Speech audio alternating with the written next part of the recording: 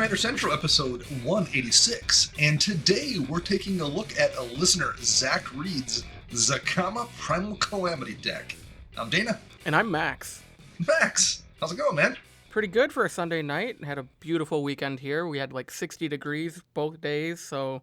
We did, it was nice. I have very little snow left at my apartment. There is not much here either, and I needed it. I was like at the end of my patience for winter, and I'm sure we'll get some junky weather still down the road. It's early March only after all, but like I just needed some sunshine. I needed to be outside and get some fresh air and the sunshine, and it felt good.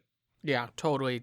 I spent today walking around downtown and ran to the local brewery yesterday and sat out on the patio, so it's been a good start to spring, hopefully. Yeah, the whole town was kind of awake too. It felt like everyone was dusting themselves off after the winter and kind of getting out there and enjoying being alive. So we survived one more Wisconsin winter. I'm feeling pretty good. One more to go, maybe? Question mark? Or a lot to go? Man, Who knows? Hope it's more than that, but... Well, we could relocate. We might just say, we're done with it and move. Well, I thought you were maybe leading up to the last question we asked Jason about coronavirus. If it's going to... Captain Trips is going to kill us all, but... Well, and like we mentioned to him, like I was again today, I'm like, do we want to get tickets just yet? Or do we want to wait and see how this all breaks down? I mean, I totally agree. I mean, I actually have a conference in Seattle in May, and we are patiently watching the conference's website, along with, do we book airfare tickets? What happens if we do have to get canceled because of, the coronavirus and whatnot? It's just, it's a little bit of stress I don't need in my life right now. Yeah, no. And it's not that I'm worried I'm going to get it or anything. I mean, conceivably you can, but like, there's things you can do to make it less likely. I'm just worried they're going to cancel an event after I bought plane tickets is what my real concern is. For sure. That's why we need to look into the trip insurance, I think, this year. Maybe, and you know what? Airfare rates are dropping because of people not booking flights. Maybe that will just wind up offsetting it, and it will not be any more expensive than it would have been anyway. For sure. Because that's not far away right now. It's, early March or mid-March at this point, so we're 3 months out from Seattle and SCGCon. Yeah, for sure. And that's another reason I'm kind of excited for spring. Like, that stuff's getting close. I'm looking forward to it. We're, not that many weeks away from when we get all the Ikoria stuff coming out. Yep, and Commander 20. Simultaneously. And we don't know what the schedule for any of that stuff is. But, I mean, it can't be far off. I looked at it today a little bit. And, yeah, so release of both of those is April 24th, which means the pre-release will be April 17th. And, if we do a 2-week spoiler season, spoilers are usually done a week before the pre-release. So we're talking April 10th then, which means if we get 2 weeks of spoilers, that should begin March 27th. And that's just assuming it's a regular set. That's not like factoring in, are they going to do the commander decks beforehand? Is it going to be mixed in? Is it going to be just a 3-week spoiler season with them all mixed together? We don't know. But regardless, we're just a couple weeks away from all of that starting out. Yeah, that's it's going to be intense. I'm interested to see how the preview season goes, just because, like you said, there's a full standard set. Right. And 5 commander decks. Right, not just 4, 5 commander decks. What I think they're probably going to do is they're going to do the commander decks first, because the pro players and the grinders are just going to play Ikoria no matter what. You know what I mean? Yeah, no, that's a good point. If us commander players want to buy all 5 decks, we need to know that before the 17th, because I'm pretty sure you can pick them up at the pre-release that weekend. I believe so. Yes, I think so. So I have a hunch they're going to start with the commander decks and flow into the standard set itself. Looking forward to it, though, regardless. Oh, yeah. And you did not get any games played this week, I don't believe. Did you, Max? No, I did not. I did not go to the shop. And I wasn't there. I had some late night work to do for work. So I didn't stay late. I think I got 2 games in. What did I do? I screwed up in one of them. Player had out Revelark and Karmic Guide.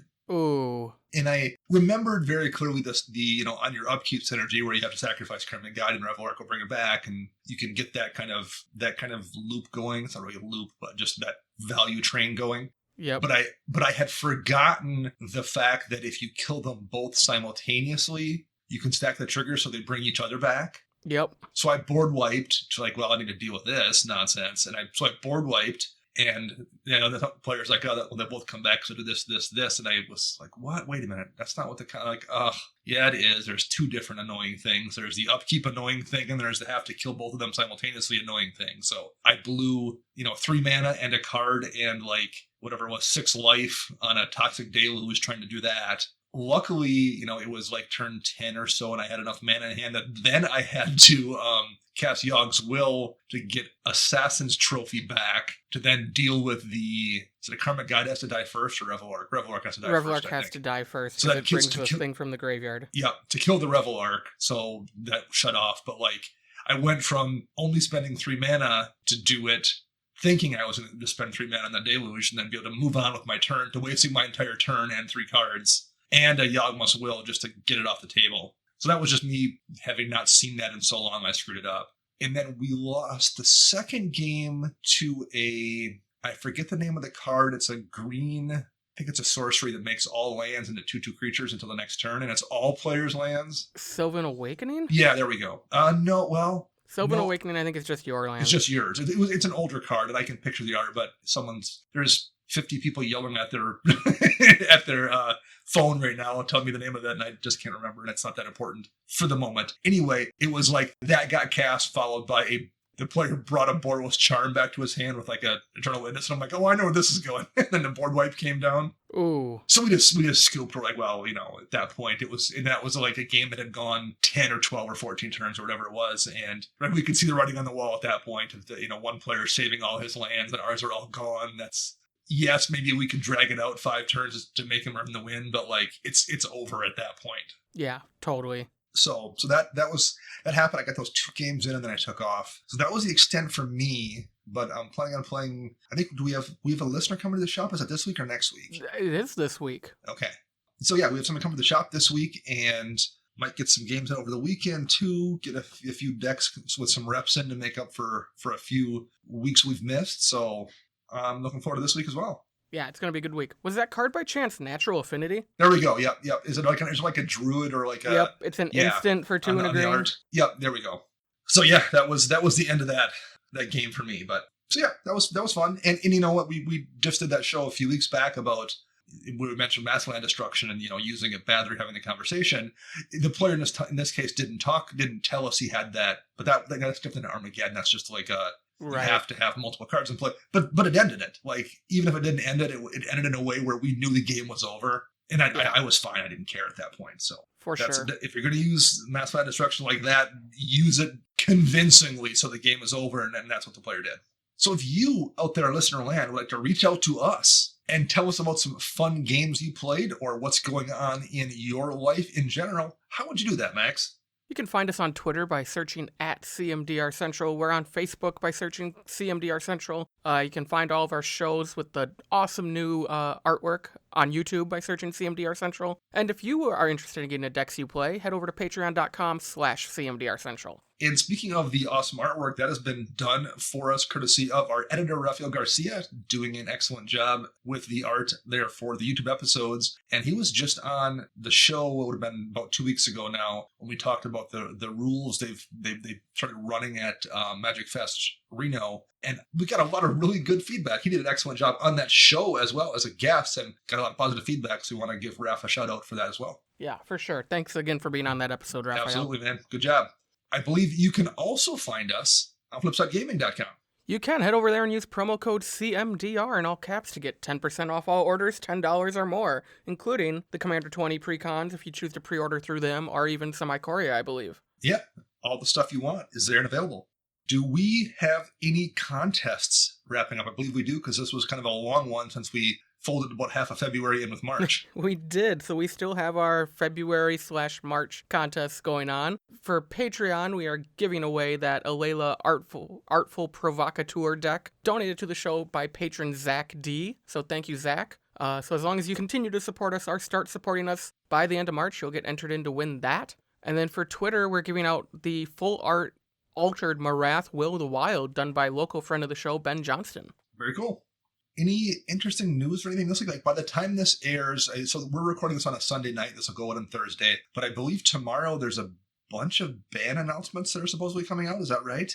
I have no idea. So tomorrow's Monday, so that will have already been out, and everyone's speculating on, Frontier Modern. It's not going to be Commander stuff, so we're not that concerned about it. But we might see a bit of a shakeup that will probably already have happened by the time this airs. So that's going on. But other than that, I think things are relatively quiet other than, the secret lair that gets announced every 2 or 3 days. And then I think, last week, the foil list for the mystery boosters got Yes. announced. That's pretty much the biggest thing right now. And none of those, which we knew in advance, none of those were cards that didn't already have existing foils, correct? Correct. And that's, it's useful to have those cards reprinted. There was nothing that I was like, oh, I need to get that immediately. Was there anything for you that jumped out that you're looking for? Honestly, not really. I mean, I think the mystery booster will be fun to do once, whether it's at our LGS or if at a Magic Fest. But I'm not a drafter, so this product really isn't my jam. Yeah, I will do it at an event. It's not the kind of thing I'm going to probably do at, there are people that will buy this box and then have friends over and draft at home. And that's not what I don't have time for that necessarily. I'd rather just play some Commander games. But if that's your thing, this is a great way to do it. And everyone that's played it has been raving about how much fun it is. So I'm glad to have the product out there. It gets us some reprints. People seem to love doing the experience. Not everything has to be for me. And I think they've been doing a really interesting job with things like this and the Jumpstart packs that are coming. They're just trying all kinds of things to hit all kinds of different quadrants and what people want to do. That's a good idea, I think. Oh, for sure. Give people the option. So, I'm looking forward to doing that. Hopefully in Seattle, assuming it actually happens. I'll give it a go. Yeah, I'll give it a go at least once there for sure. Yeah. All right. Should we look at this deck? Let's do it. All right. This is Zach Reed's Zacama Primal Calamity deck, and I will quick read Zacama here before we get started. Zacama was in the Ixalan block, I think the second set, right? That would have been Rivals of Ixalan? Correct. Zacama is an Outer Dinosaur, 6 and Naya, so 9 mana total for a 9/9 with Vigilance, Reach, and Trample. When the Zacama enters the battlefield, if you cast it, which is kind of relevant, very untap relevant. all lands you control. So basically it has to be cast at least to untap all the lands you control. So on first blush, you're like, okay, well, it's kind of free. It winds up being, spend 9 mana, but as we'll see when talking about this, that's not what it is. It's way more than free. Yeah. There's also 3 activated abilities. 2 and a red. Zacama deals 3 damage to target creature. 2 and... I'm sorry, I said 3 red. It's 2 and a red. 2 and a green. Destroy target artifact or enchantment. And 2 and a white. You gain 3 life. So, Max, why don't you start us off? What did Zach tell us about his deck? Yeah, so as normal, we always ask our 4 main questions. So Zach said his meta has a bit of everything. Aggro, control, combo. Just name a type of deck, and someone in that small group probably has it put together. There's nothing they hate to see. I think we are one of the few playgroups that like to see land destruction because you almost never see it, and we find it a fun challenge every now and then. Okay. The goal of the deck is to generate infinite mana and play Zacama and either use his abilities to take over the game or use one of the combos in the deck to kill everything. Some combos you can use once you can use once you have infinite mana are Stormfront Riders and Zacama, or you can pump Ronus for a big swing, Temur Sabertooth and Ulamog's Ceaseless Hunger, and there's a few other combos in this deck that we'll get to probably when we go through it. So because Zacama untaps 9 lands, the goal is to have lands that tap for more than 1 mana and have a way to bounce Zacama. So you play Zacama, by tapping out X amount of lands, untap those lands, which, since they tap for multiples, you can come out mana ahead, bounce, play again, and keep doing that from your hand, creating an advantage of 1 or 2 mana each time, and then just do it infinite times to create infinite mana. And it's not infinite colorless mana, but because you can choose what lands you're untapping, it's relatively easy to get the colors you want. And this turn, I'm going to, get 1 red surplus, and next turn 1 green surplus, then 1 white surplus. And since you're going infinitely, you can basically generate infinite colored mana that you can then use for whatever degenerate stuff you want to do. Zach then says some weaknesses of the deck are how he chooses to generate infinite mana. He uses some enchantments to help everyone at the table, or some creatures that can help other players. So, for example, a mana flare doubles the amount of mana that all lands produce, not just his. He does it for a few reasons. Number one, because it puts kind of a natural limit on the deck, because it winds up helping other people, so that's kind of a bit of a speed bump there. And playing cards that help opponents makes him feel less bad about comboing out. So it's also like, well, yes, I'm going to blow up next turn, but here's a mana flare. Yeah, you get to maybe go off before me. Yes, yeah, there's a chance that can happen. As far as upgrades go, he's fine with anything his playgroup uses. They play Legacy, so they're all pretty used to crazy prices on cards. If there are any changes we think we should add, let him know. He doesn't want to put in too many combos at first for having fear of just running too many and annoying people, but it's his favorite deck and he's always up to change it and try to reach a new level of max approved scumbaggery. Yes. Then he says, are we ready for the Zacambo? For sure. So first things first, I'll throw this caveat out there, and I think it applies to you, Max. Neither of us are really like dedicated combo players. No, we are not. And you have a couple of combos in decks, but they're not super obscure or complicated ones, and I don't run almost any combos. So this is definitely not our area of expertise at all. Correct. But we will do what we can because it's kind of a cool deck. So first things first, let's look at the land base, Max. What do we have here? So we have 36 lands. We have an Ancient Tomb, Canopy Vista, Castle Garenbrig, Cinderglade, Command Tower, 9 forests, a Gaia's Cradle, a Horizon Canopy, a Jungle Shrine, Kessig Wolf Run, 4 mountains and 4 plains. Then there's a Plateau, a Reliquary Tower, Rootbound Crag, Sacred Foundry, Sanctum of Eternity, Savannah, Stomping Ground, Sunpetal Grove, a Taiga, and Temple Garden. It's a lot of duels. There's a lot of duels there. It's a pretty solid land base. Things like Ancient Tomb and Castle Garenbrig and Gaia's Cradle tap for multiple mana, so those are kind of the lands that you're hoping to have out when you cast Zacama, at least one, if not multiples, so you can untap them, tap them again, untap them, bounce Zacama, go infinite. Castle Garenbrig is the newest addition, and that's a really solid one here. The downside of Ancient Tomb is it does damage to you each time, so you can't really go infinite with Ancient Tomb alone, just because unless you're infinite life already. It gets kind of tricky. And there's probably some balance there, I guess, since you can use a Zacama ability to gain 3 life, there's probably situations where you can use Zacama's ability. The math works out that you have mana free to, like, every 4th turn fire off Zacama's ability a few times to gain life and offset it. But man, I don't want to try to factor out how that math works because that seems crazy complicated. Yeah. Any things that you like or don't like here or would change among the mana base? I really like Sanctum of Eternity. It's one of the combo pieces in this deck. Yep. It taps for a colorless, R2 and tap. Return target commander you own from the battlefield to your hand and activate it only during your turn. So it's just another way to get Zacama back into his hand, cast it. Oh, it untaps, and then you do it all over again. It is a key piece of all these combos. Absolutely. And it's, this isn't the reason he's running it, but it's worth noting because I've seen this happen one time, and the card hasn't been out that long. Return target commander you own from the battlefield to your hand. You don't have to control it. So if somebody steals your commander, it does give you the option to bounce it back to your hand. And that still works even if it's no longer quote-unquote a commander. If somebody has turned it into a moon with Imprisoned in the Moon or made it into a land with Song of the Dryads, it doesn't say return target creature you own from the battlefield to your hand. It says target commander, and that commander label stays on the creature no matter what. It is still a commander. That's like an external from the lined type typing on the creature. So you can still bounce that commander back even when it's transformed into something else using one of those enchantments. Interesting. Did not know that. Now, I don't think it would. I don't know if it works if it becomes a 3/3 elk. I would guess it still does. I think it's still your commander too. I think if it's morphed, the same thing applies. So I believe you can still do it then. Yeah. Again, that's not relevant that often, but the card's got a lot of utility for sure, especially in this kind of deck. My only other thing, I guess, you mentioned when we were kind of talking about the deck that maybe adding lands that do produce 2 mana at once, so like the bounce lands, the Ravnica bounce lands, adding those to this deck, I don't know if it would slow it down too much though. He is running a couple come into play tapped lands like Jungle Shrine. Well, and I think if you're comfortable running Jungle Shrine, it's going to make you 3 mana, or 3 different types of mana, having that come into play tapped. The bounce lands bounce a land to your hand, I guess, but then the next turn they're tapping for 2, so you're out mana that turn, but it's not like you're out mana long term. You're still, that one land is making the land that 2 would make. Right. And at some point you're going to miss a land drop, so you're going to catch back up.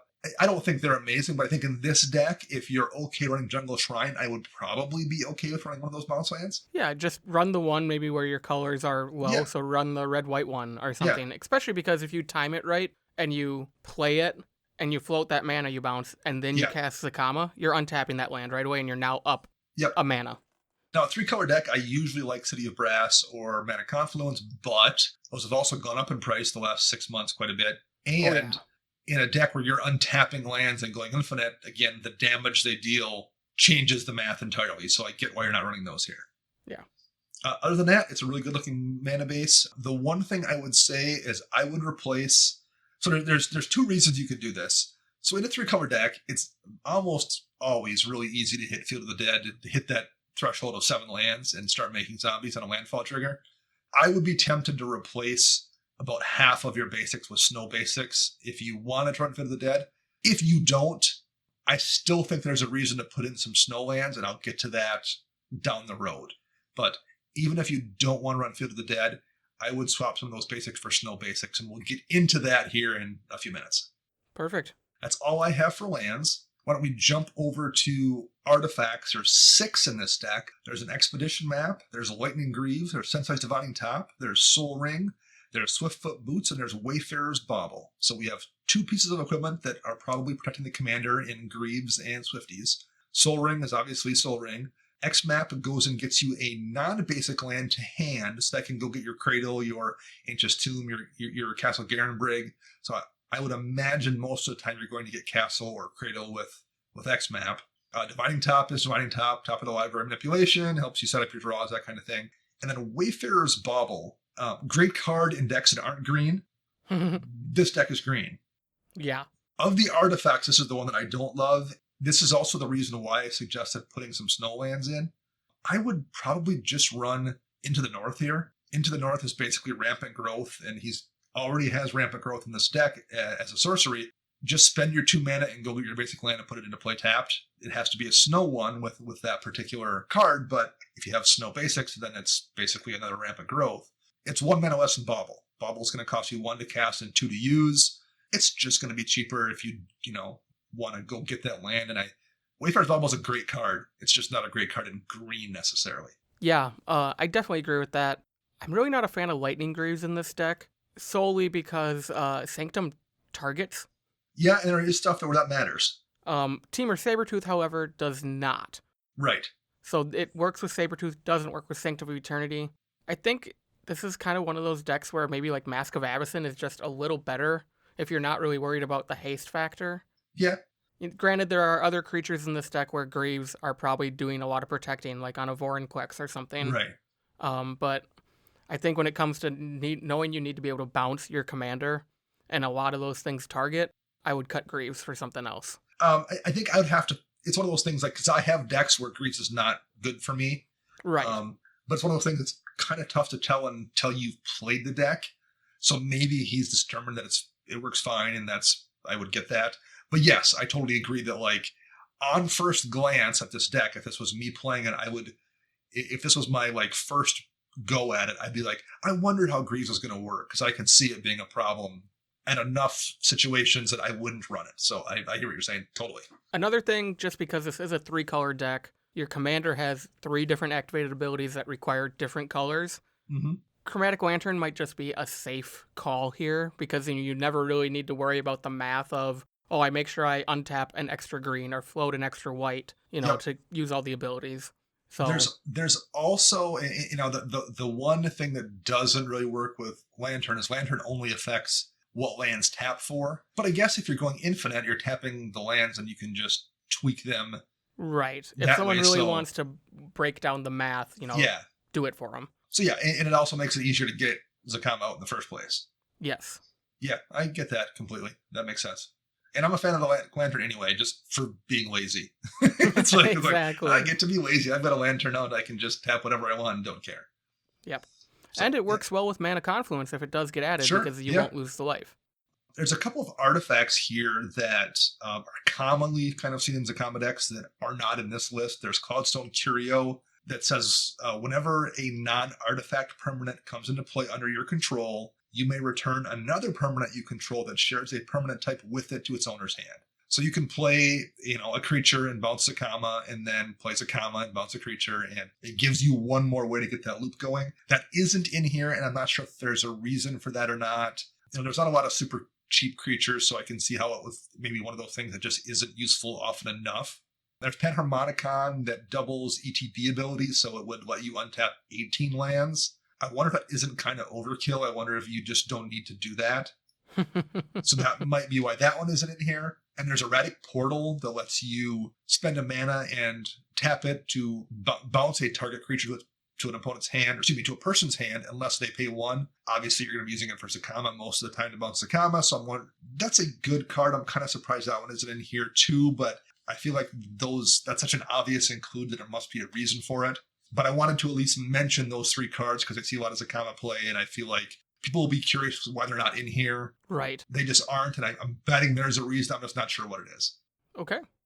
So since we're talking about, infinite mana with Zacama, and a lot of that is done via the enchantment suite, why don't we jump over there and go over the enchantments, Max? Sure thing. So there are 6 enchantments in this deck. There's Dictate of Karametra, Greater Good, Heartbeat of Spring, Mana Flare, Mirari's Wake, and Sylvan Library. So there's a handful of things that double your mana, so you untap your 9 lands and make 18 mana. So Dictate does that, Heartbeat of Spring, Mana Flare, a lot of good value there. Greater Good is probably just a sack outlet for Zacama to draw 9 cards. And Mirari's Wake, is one more doubler, so I missed that one. And then Sylvan Library, obviously just a green staple that's fantastic in almost any deck. So I don't have much to say about these enchantments, except for I understand why he's running all of these doublers minus Mirari's Wake help everybody. Yes. We mentioned that earlier in the show. I guess if this deck, I feel like is trying to either be a combo deck or be able to pull back enough to maybe play at the 4 to 5 table at a Magic Fest. Sure. I think if this is your favorite deck and you want it to be a combo deck, make it a combo deck and play the other mana doublers that help you and only you. So I kind of feel the same way. I feel like anybody who you're going to drop this deck against probably gets what's going on, and running 1 or 2 more. I'm not saying take any of these out, but I see what you're saying, that maybe you just want to lean into that a little bit harder. Unless you sit down and say, this is my Dinosaur Tribal Zacama deck, I think most people know generally that Zacama can go infinite pretty fast. For sure, yeah, I agree. So I don't know how much goodwill you'd be generating, because I think the average person would just assume I didn't see those because he didn't draw them, but they're probably in the deck. So I would just run them at that point. I tend to agree.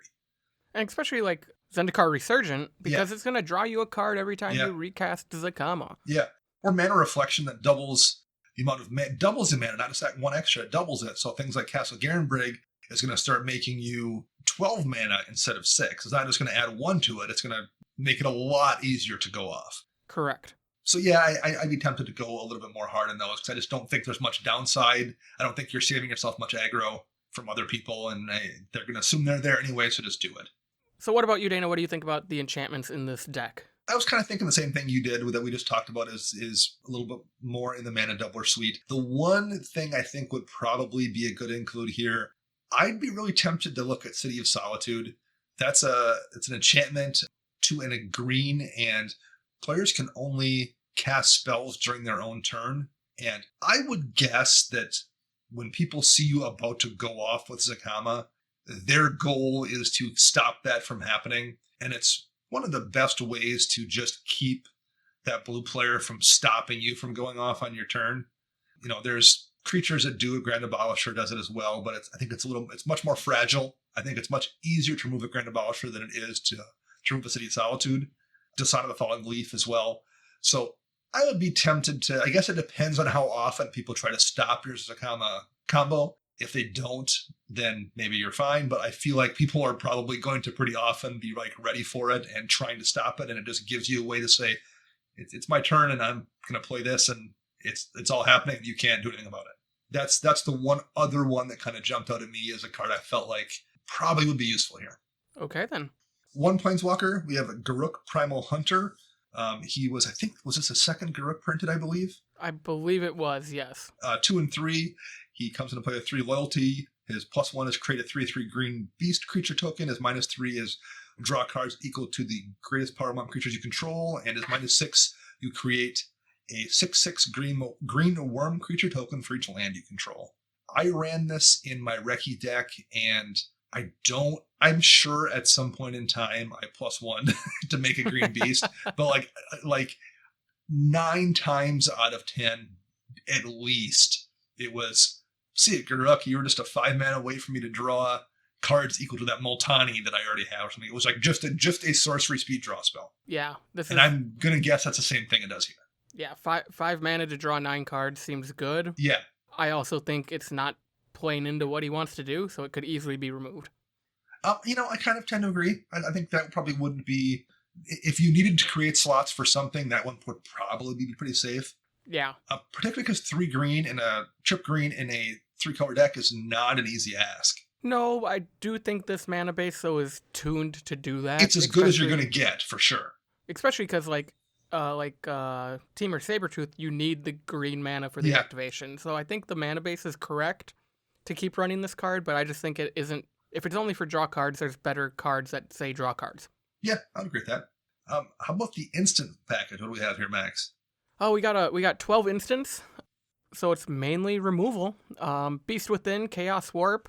There's a Court of Calling, a Crop Rotation, Eladamri's Call, Enlightened Tutor, Generous Gift, Path to Exile, Return of the Wild Speaker, Return to Dust, Swords to Plowshares, and Worldly Tutor. So a nice mix there. Definitely those tutors are finding the combo pieces. Enlightened Tutor can go grab an artifact creature, or an enchantment. Worldly Tutor is going to go find your tireless, your Temur Sabertooth, or your Ulamog or something like that. Card rotation gets guys Cradle or Castle Garenbrig. Return of the Wild Speaker just draws you a bunch of cards, probably. Oh, yeah. So it's a really solid instant suite. I do have a couple things here, though. I don't necessarily love Return to Dust.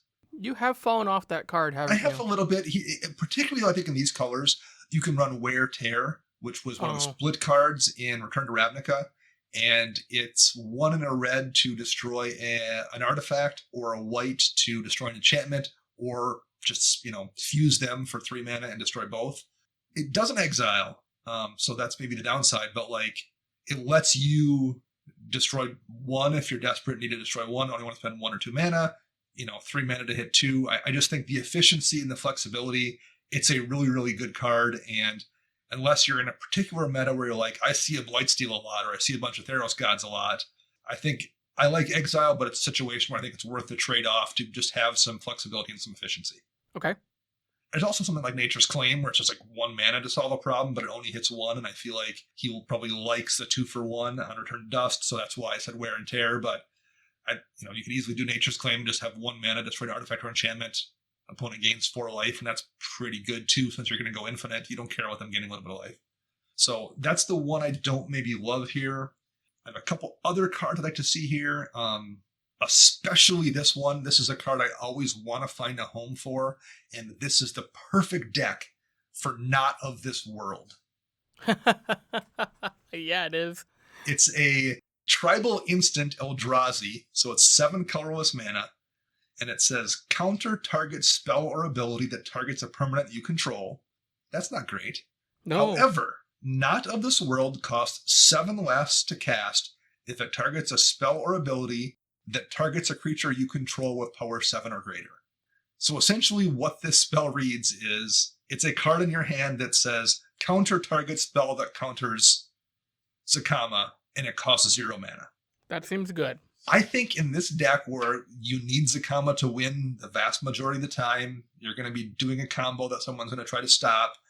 And it's spell or ability. So even if somebody has some ability that they can use to hit your commander with, it still works there too. This is a perfect deck for Not of This World. And it's got some hipster cred too, dropping that on somebody who thinks they're stopping your combo, and boom, 0 mana, you just ate a counter spell. Absolutely find a home for that in this deck. Yeah, totally. On a similar vein, you have things like Lapse of Certainty in a white, where you can counter a spell for 2 and a white, and it goes on top of the owner's library. I think that is some protection. You have stuff like Silence for 1 white, where you can just, during your upkeep, cast Silence and either counter it or don't. But if you don't, then I have free reign to do Zacama stuff during my turn. So I think that's really good here too. I don't know if you want all of them, but those are some options I think would be pretty useful as well. Again, I think it depends on the meta. Maybe, his friends just don't run counter magic and it's less of a problem, and that is what it is. But those are ones I would at least consider here. For sure. I would really like to know, Zach, what you typically go with Court of Calling, and how often do you convoke stuff? I was kind of wondering that too, because I feel like the convoke on it is not that useful in a deck that doesn't have a lot of small bodies. I mean, there's an Avenger Zendikar in this deck, but that seems like a lot of work to make sure that's out. Then you cord. Right. And like anything worth getting and putting right into play is costing a lot of mana. I mean, maybe Ronus the Indomitable, that's only 3. So you pay 6 mana total to put it onto the battlefield. I feel like if you ran shared summons instead, it's 3 green to go get 2 creature cards from your deck with different names and put them into your hand. So they don't go into the battlefield, but it does let you set up your next turn. Yeah, Cords is a great card, but I was like, like I was just doing that Larry David gif of him going, that was what my brain was doing as I was reading Cord. I like it, but I was like, I just don't know if it's quite there. My only idea would be there's enough mana doublers that it doesn't convoke doesn't matter. Yeah, and then you can just go get Vorinclex. Yeah, no, that's a good point, because it is straight to the battlefield. Yes. So that does make a difference. Yeah, no, that's a fair point. Otherwise, kind of our standard staples, I hate to use that word, but like a Heroic Intervention will also help the keeping Zacama alive for a turn. A Teferi's Protection, just some backup protection, but, there may be reasons. I get out of jail free card, basically. Yeah. And when you're playing a combo deck, it might be needed. Yeah, absolutely. And it lets you foil somebody who's trying to foil your plans and then come right back at full strength next turn. Yeah. And do it again. So that's pretty useful. No, I agree. All right. Anything else here among instants? No, so I guess we should probably move over to the sorceries. We certainly can. 15 sorceries. There's a couple of board wipes to start. Austere Command and Cleansing Nova in white, and those are modular, letting you pick what you want to destroy. Council's Judgment, really fantastic targeted removal spell. Actually, it is even targeted. It's a choice, so you can get around hexproof. Some ramp things you cultivate. You've got Farseek here, Kadama's Reach, Nature's Lore, Rampant Growth, Search for Tomorrow. Those are all solid. Sylvan Scrying, one more way to get one of those busted lands into hand. Faithless Looting, a little bit of selection here. Finale of Devastation, just one more tutor along with Green Sun Zenith. Harmonize, just some flat. I'm going to draw 3 cards on turn 3 or 4, and it's just a great value piece in general. And Soul's Majesty, just one more of those ways to draw a mitt full of cards for having a big body in play. The one here I didn't love is the last one, Soul's Majesty. And I run Soul's Majesty in a couple of decks. I like it, but I feel like I would almost always just rather have Rishkar's Expertise. Oh, definitely. It has the option. Number one, it scales down. Like if somebody removes your creature in response to Soul's Majesty, the spell just fizzles. Rishkar's Expertise doesn't target, so it just says the largest creature you control. So it'll just drop to whatever the next one happens to be. Maybe it's not going to be a 9 power creature like Zacama, but like I would still rather draw, 2 off an Eternal Witness then, if that's my second creature, than I would draw none. And you then put a thing into play for free. Yeah. So I think it's just definitely worth the 1 more mana over Search or over Soul's Majesty, which is a solid card. But if I was running one of the 2, it's almost always going to be Expertise. Anything from you here? I'm not a fan of Search for Tomorrow. I get how it's that nice turn 1 suspend. Yeah. But I don't know. I'm always really hot on when you have lands, you really want to get out to the battlefield. So in this case, Cradle, Kessig Wolfrun, or even Sanctum of Eternity. Running something like Hour of Promise is probably going to do some work. It's 5 mana to go get any 2 lands and put them onto the battlefield tapped. You can't use them right away, but hey, you go get your Sanctum, you go get your Kessig Wolfrun, so next turn, worst case, you use all your mana and make Zacama commander damage someone. I like Search for Tomorrow. I think it's a neat card, and I understand why it's good. It's also a card I've never had luck with at all. Yeah, and that's where my kind of downfall is. I have never had luck with it. And I ran it in my Recce deck for a while too, and the problem there is played on turn 1 and it doesn't come into play on turn 3, which is the turn I'm casting Recce. So not that the ramp isn't useful, but like Usually, I think the ideal deck for it is a 4-drop commander, so the land can come into play on turn 3 and you can cast your commander on turn 3. Yeah. I think it's less good in a deck where your commander's got, a 3 or less CMC. And I think in a deck where your commander's 9, you can afford to use something like what's credit you just said, I forgot the name. Hour of Promise. Hour of Promise. You can afford Hour of Promise, or even like a Skyshroud Claim to have 2 forests come into play untapped. I think you can flex a little bit. It's a cool card, but I don't. Again, I'm just not sure if this is 100% the deck for it. But admittedly, I've just never had it work quite right for me. So that could be that as well. My only other thought on the sorceries is Faithless Looting.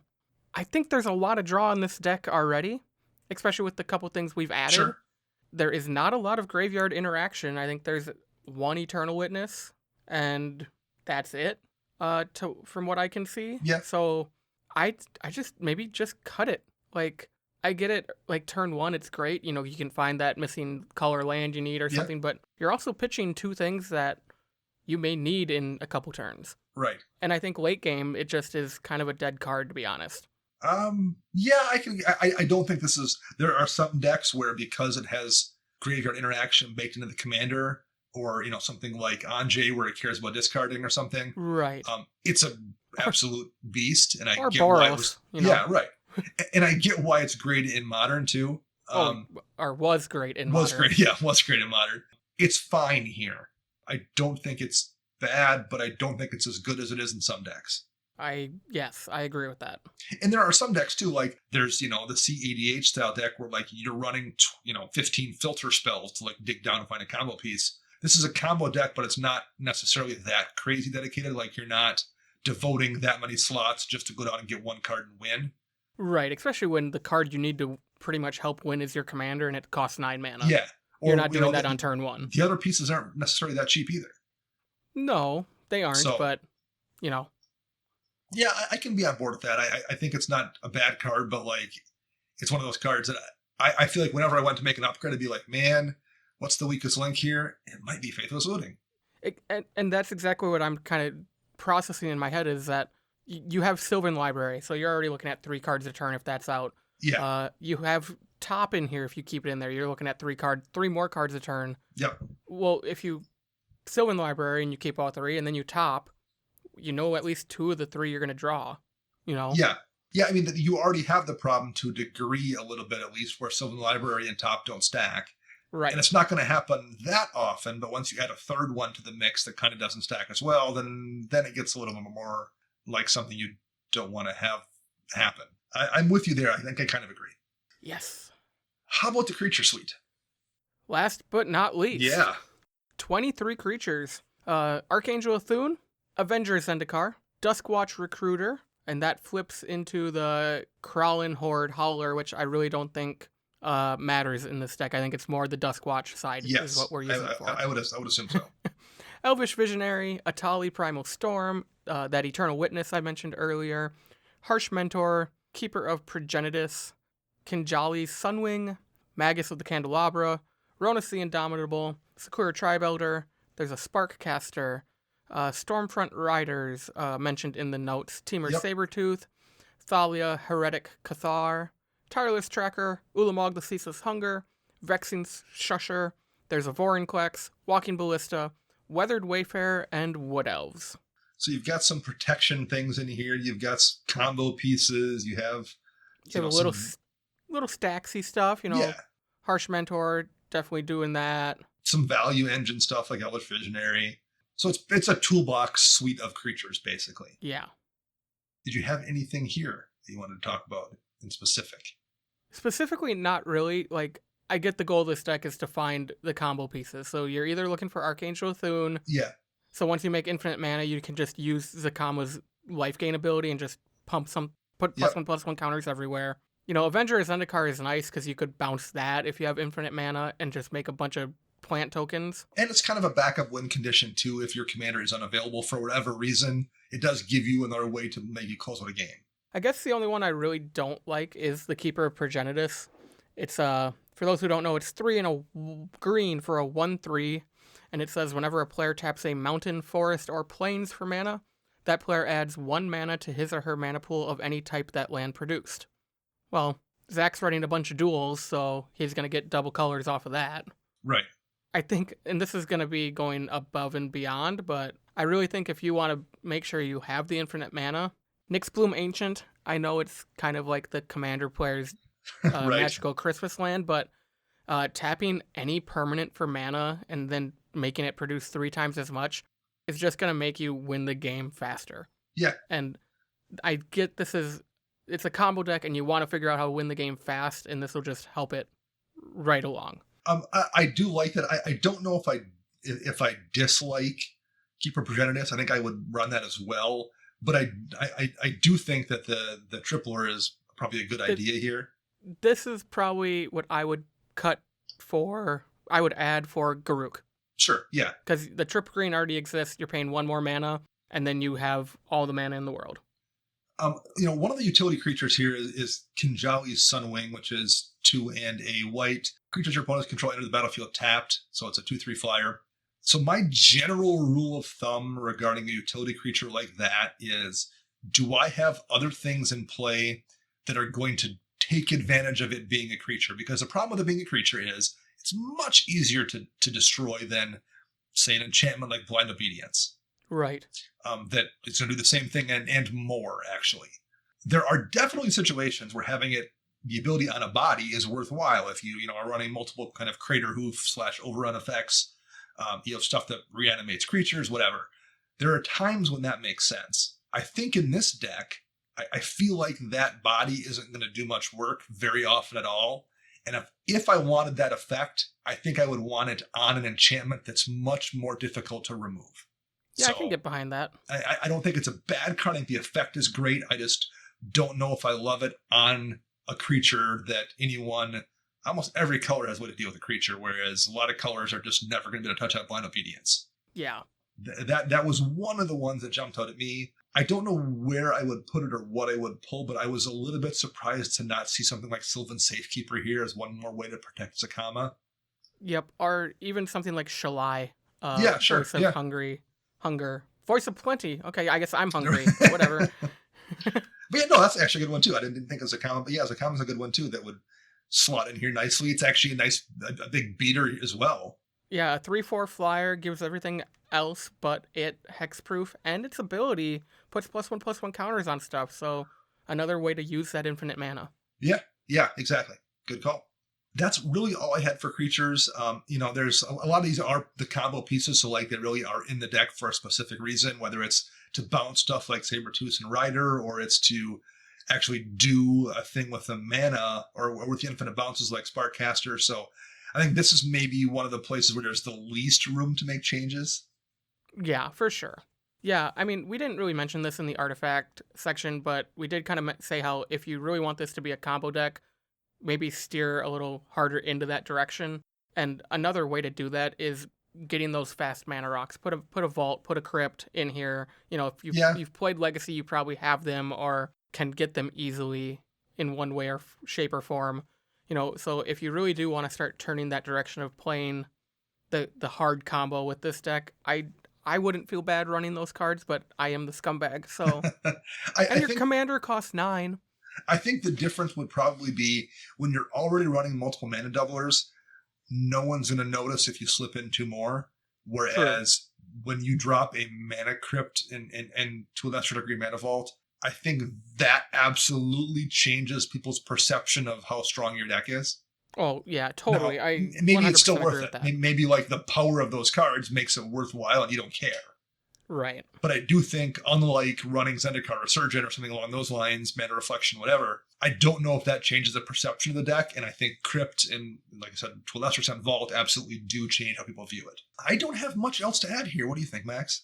No, this was a really fun deck to look at. We don't really see Zacama in our local store. I don't think I've seen it. I've played against a Zacama deck at least at one event, some Magic Fest, or it might have been Command Zone in Chicago. I don't remember, but I've played against a Zacama deck a couple of times, but I don't think it was locally. I know Chris debated building one just as like a Smash Face type deck, but yeah, it's a really cool card. It's one of the cooler dinosaurs in my opinion. Well, it's also one of those things like once the pieces are in play, And it's very easy to do I have this and this. Does anyone have a response? No. Okay, I win. Right. But the game's over at least. It's not like one of those combos that you're like, okay, I'm going to watch this person do stuff for 15 minutes. It's if they have it, then the game's over. This is definitely the type of combo deck where the combos are not, it's pretty hard to screw them up. Yes. Versus, that mono blue combo deck where if you do one thing out of order, they just hose you for 20 minutes and they gotta pass the turn. Yes. I appreciate that about the kind of a combo deck where if it's going to do it, it's doing it and we're done. Let's shuffle up and play again. Yeah, for sure. Yep. All right. Well, thank you very much, Zach, for sharing your deck with us. I hope you enjoyed this Decks You Play episode. Our schedule's been a little bit erratic about these lately just because Chris has had anything that can go wrong, that dude has had terrible luck this winter. I think he wants the winter over worse than us just to not deal with his foot or his tooth. I feel like Chris is that player in a 4-player pod that everybody just plays their curses on him. And by the time he removes one, another one gets played and it's 10 times worse. It'll be like 3 weeks from now, we're like, Chris couldn't make it, he got struck by lightning. I'm buying a Powerball ticket that day then. Yeah, love you, Chris. I'm not going to stand near him when we're out in the field or anything. So yes, but thank you very much for all our listeners and for being patient for the couple of times we've had to miss shows on a Thursday. Long term, I think our plan is maybe to move to, and like when I say long term, I mean probably not for a couple more months. We might go to twice a month or something for Thursday shows. We'll see where we're at. But for the near future, we're going to try to do at least three a month, if not, stick on a second show every week. We'll see where we're at. So exactly. I mean, we're all over the sickness minus Chris, so we should be back to normal. And unless the corona takes off, we'll see. Limes and salt. Just bring limes and salt. There we go. Our podcast theme is Retro Future Dirty by Kevin MacLeod, licensed via Creative Commons. Our show is edited by Rafael Garcia. You can find him on the Twitter birds at Ursa Bearwalker. You can find me at Dana Roach. You can find Max at CMVRCentral_Max. And you can find Chris at YSquishy1. We will be back next Monday with a new show, I believe, with a listener guest. That's right. All right. Until then, I'm Dana. And I'm Max.